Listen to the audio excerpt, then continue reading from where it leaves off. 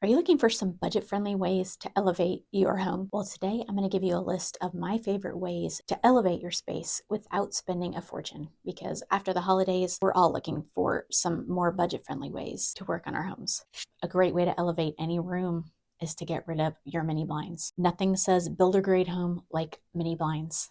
And there are a couple of other affordable options. One is to make some faux Roman shades yourself. Now, this does not give you privacy that mini blinds can give you, but it does give you an elevated look. And you can either buy faux Roman shades or make them. And I'm going to link here to a tutorial for how I made some for my office. And you can even do it if you don't sew. Number 2 is hit the thrift stores and find yourself some thrifted lighting, because nothing is going to elevate your space more than more lighting. You don't see a lot of designers' homes that rely on the lighting in the ceiling to light the space. There are lots of other lamps and sconces, and these kind of things are widely available if you thrift them. And you can even get some really amazing ones that have a lot of character to them. They just need a little bit of elbow grease. And even if they don't work, they have a lot of rechargeable light bulbs that you can put into sconces. So if you find a really great pair, but the electricity doesn't work, you can use them with a rechargeable light bulb. Number 3 is try to break up your furniture that's matchy-matchy. One thing you'll notice in designers' homes is that they don't have a lot of matching pieces. So one way to do that in your own home is to move things around. If you've got matching nightstands next to your bed and your dresser matches, try swapping some of the furniture around in your home.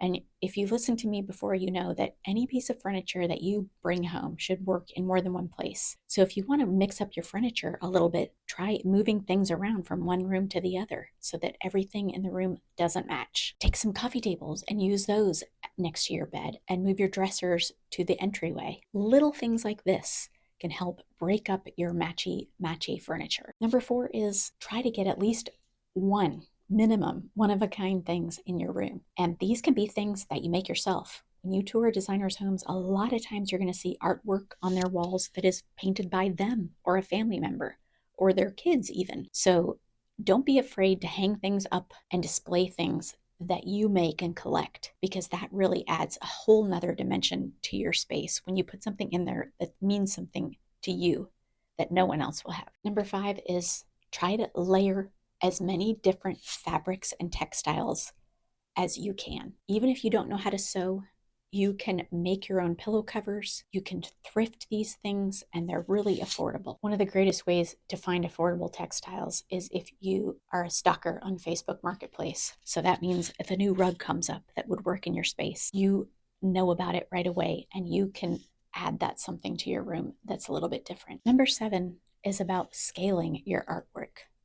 The next one is about scaling your artwork correctly. The artwork above a piece of furniture should be about 2/3 to 3/4 as wide as the piece of furniture. So for a sofa, you don't want to have a piece of art that is too small hanging above the sofa. If you're like me, I bet you have more art in your house sitting on the ground in a closet or a storage area. So try hanging that up and filling up more of the space so that it looks more to scale with your furnishings. And artwork can even be downloaded for free. There's a lot of copyright-free artwork that can be printed and framed in a thrifted frame for almost nothing. Try to add some things to your walls to make it feel more curated. The next one is to add something living to every room. And this can almost be done for free, because you can bring home branches and use them as a sculptural detail, stick them in a pot, and they provide really great looking scale and contrast in your rooms. So it doesn't have to be something that you pay for. A lot of it can be found outdoors, and you might have to replace it every month or so, but it can add a ton of life to your space at a really small cost. And the last one is something that I've done at my house that most people don't know about, and that is if you can't afford to buy wallpaper because it's not cheap and it's not cheap to hang,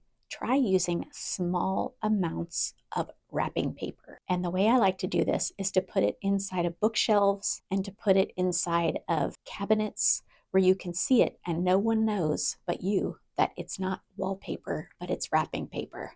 And it's really inexpensive, and it's easy to swap out if you like to change it up every once in a while. So if you like these budget-friendly tips and you want your space to feel more like it would if you hired a designer, check out this video where I point out 9 things that I noticed when touring designers' homes.